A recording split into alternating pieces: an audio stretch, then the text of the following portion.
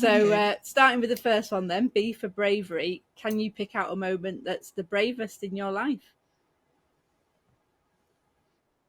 Oh, the bravest moment in my life. You know what? There's probably been a few, but one that really does spring to mind was, you know, taking the leap to work for myself. Yeah.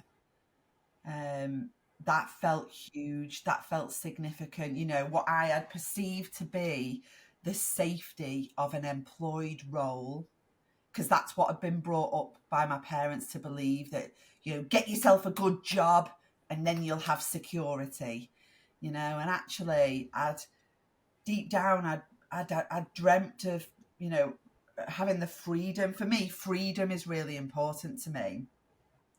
And having that secure job never gave me freedom.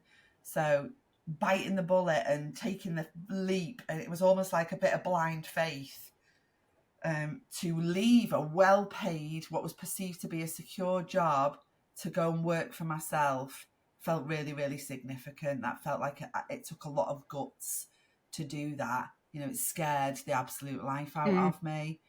But the liberation that came on the other side of that, when you know, you have that moment of realization that actually this feels more secure. This is more secure because I'm now in control of my own destiny. I actually get to decide. I get to choose. I get to do more work if I need to do more work, or less work if I need to, you know, if I don't need to do as much. You know, it wasn't as risky as I believed it was. I felt like I'd been duped a bit into thinking that having an employed job was the safest thing I could do. And actually, I wasn't driven by safety. I was driven by variety and freedom and adventure. You know, so learning that about myself felt big. But yeah, that took me digging deep to have the guts and be brave enough to do that. But the best thing that I ever Yeah. did. And did you have people around you going, "What are you doing? This is nuts," or was everyone quite supportive? Yeah, no, not really. Not really anybody that was very supportive. You know, everyone was nervous. My husband was nervous. My dad thought I was absolutely bonkers, because that we were just coming out of the back of, you know, the the recession, the credit crunchy Oh yeah. years, and he was like, you know, what do you think you're doing, setting up a business in a recession?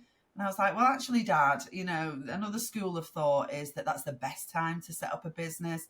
People who believe in the art of opportunity and the art of the possible are the people that make things happen out of a recession. They're the people who get this thing out of a recession, you know. But so no, I didn't have a lot of encouragement at all. Everyone thought I was absolutely bonkers and it was the silliest thing I could ever do. And that made it 10 times tougher. But I've kind of always been that person that actually, if you tell me I can't do something, you just drive me closer towards it. I'll be like, right then, I'll show you with bells and whistles on it. I'll do it twice and I'll take pictures while I'm at it.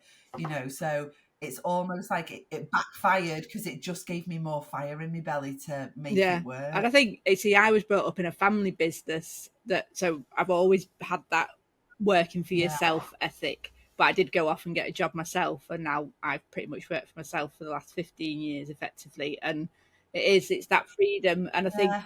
it's interesting though, isn't it, when it is your business, that you're quite happy to put in the extra work and the hours that you need to make it succeed, because it's what you're really passionate about.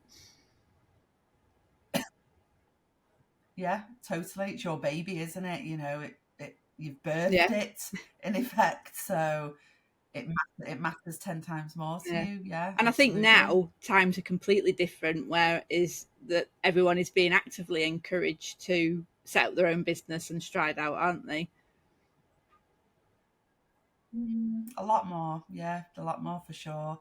Yeah, it feels a lot more entrepreneurial and creative. I think it's because we've kind of, you know how the eras change. So, you know, you go back into the kind of 50s and 60s, and, you know, it was a very, what you call it, kind of like an industrial era. People were paid for their manual Yeah. labor. A lot of people, it was about how, using your limbs, about your dexterity, all of that kind of stuff.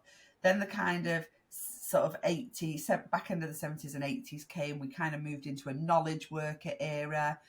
So, it was all about when we were younger, we were encouraged to be doctors, lawyers, dentists. It was about knowledgeable Mm. professions, go to uni and learn how to do those things. And then now I think we're moving into a learning era where actually we earn money by problem solving. So we don't really need our fingers and toes and muscles anymore to do a lot of things, but we're paid not for knowing stuff, we're paid for figuring stuff out. And so I think that lends itself so much more to, careers that are innovative and creative and that kind of stuff. Hence why I think we're getting more entrepreneurs and people wanting to create their own businesses and set up Yeah, I think we themselves. need that, as we just touched on before I pressed record about the education system, that it's not really geared towards fostering that, is it? Anybody who's got creativity or an entrepreneurial skill, it's not fostered because it's all just churn and learn. Yeah, yeah. In fact, I'd go as far as to say that gets Mm. quashed. Never mind, it doesn't get encouraged. You're almost criticised for having that kind of mindset and an attitude to life. If that's the case, like, don't be so silly. Get your head out the clouds. People don't do things like that. Get yourself a proper job. Go to university or go to college and learn X, Y, or Z. Be a plumber, be a tiler, be a doctor, be a nurse. And it's like, all right, there's still some of that's needed in the world, but it's not the be all and end all anymore, No, is but it's it? even that thing of going, oh So, well, you'll never make a living out of being, a TikTok person, and then you look at people who've got, TikTok, the YouTube podcasts, who are multimillionaires by the time they're 23 or something. So yeah. Now, clearly, it's not for no, everybody, but it is possible. It is possible. It's a line of work these days, isn't yeah, it? So, definitely. yeah. So moving on then to becoming braver. Obviously, you took the decision to launch the Mm. festival, and that must have taken a lot of bravery to actually decide to press the button on it. It's funny you say that, and I see how that would be the natural kind of perception of it. I don't know if it was just absolute naivety or stupidity, if I'm honest, but it didn't feel like that was a brave Right? decision. It just felt exciting and fun. And oh, well, should we have a little go of this and see what this turns Yeah. into? So I'd love to sit here and say, it was a big brave decision, a big brave bold decision, but it wasn't. It was just probably a really silly one that kind of worked out in the end, but it's not been an easy one. It wasn't successful from the outset. I've made a lot of mistakes and it's been really, really hard.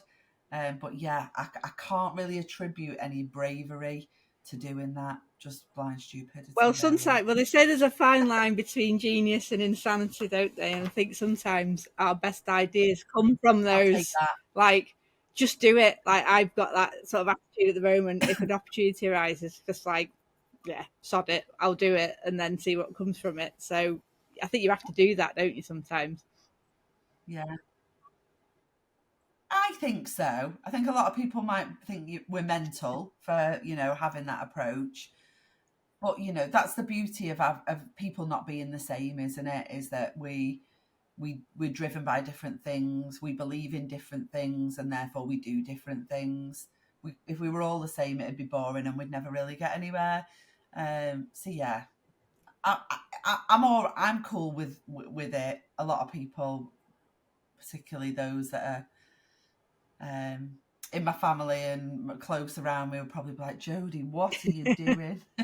And has it got easier over the years with each year? Because is it the fifth year it's going to be this year? It would be the fifth year, but we had to skip one because of Right. COVID. So it's been around for 5 years, but this is actually our fourth event this year. And yeah, it does get easier. It does get easier because, you learn every time. And, I think one thing, if you're doing something on this kind of scale that is so far out of your trained skill set, if you think about the job that I grew up doing, really it's got nothing to do with it. There's a few transferable skills, but on the whole, I knew nothing about running a massive outdoor event. So obviously it was a very steep learning curve at the beginning. So yeah, year on year, you make mistakes, you learn things, you refine them, you implement something a little bit different. So you have to be good at that process. You have to be good at taking a few things on the chin and acknowledging when something doesn't work. It's really easy to get defensive about it and be unaccountable for it and try and blame something else or come up with all the excuses under the sun why something was like the way it was, when actually you just have to be able to face into it and go, that doesn't work, I made a mistake, so it needs to be different, what will work better, and then rinse and repeat. So having that, and that doesn't come easy. That's probably the hardest part of doing something like this, is you can get so stuck in the doing of things that you don't take the time to reflect, review, learn, and implement something a little bit differently. It's the boring bit of doing something like this, but it's the most important bit. So yeah, year on year it gets easier. But then again, every year I go and put something new in it. I try and level it up. Like this year I've moved venue. So that puts some of the learning back to square one, because I now have to learn the lay of the land for this venue. I have to map it out differently. That comes with a few other different challenges. I won't bore you with all of those, but as you can imagine, it just knocks a few things back out of kilter.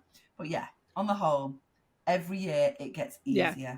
I guess you almost must start planning the next one as soon as the one's finished. So you haven't necessarily got an awful lot of time to do that reflection exercise. It's more on the job. True. Yeah, so we deliver the festival in July every year.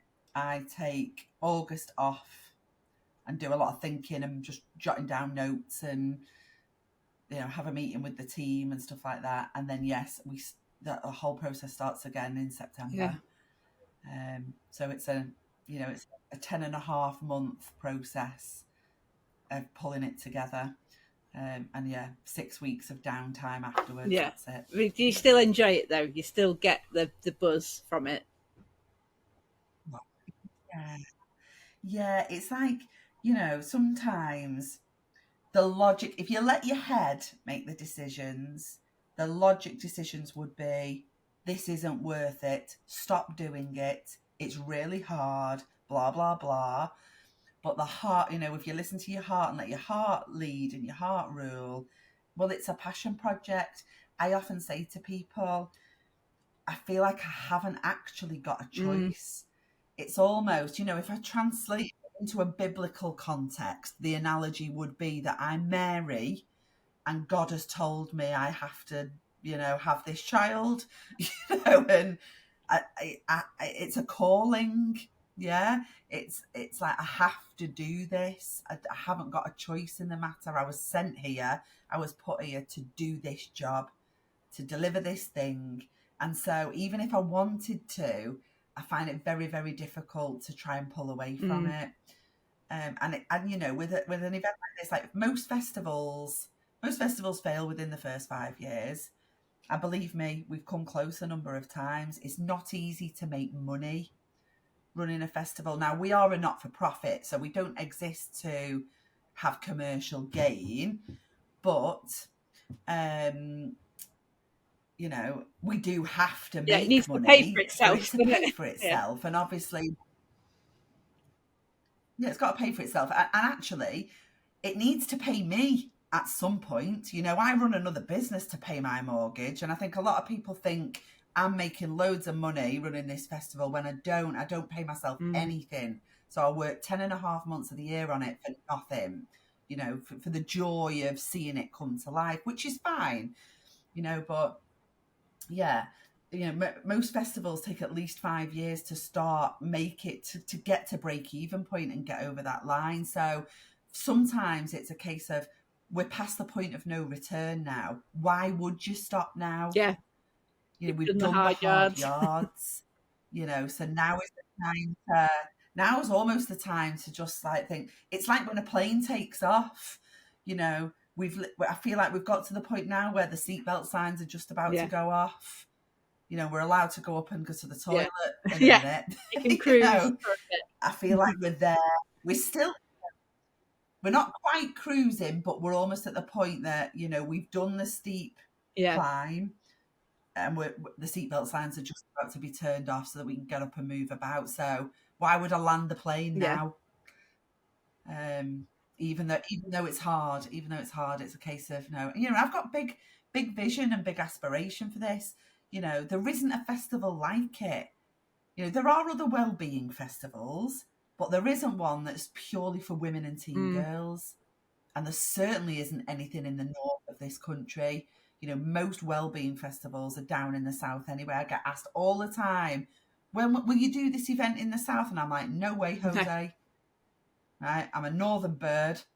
We don't have enough of this stuff in the north. It is staying in the north. If you live in the south and you want to come, it's your turn to get on a train and come Yeah. up here.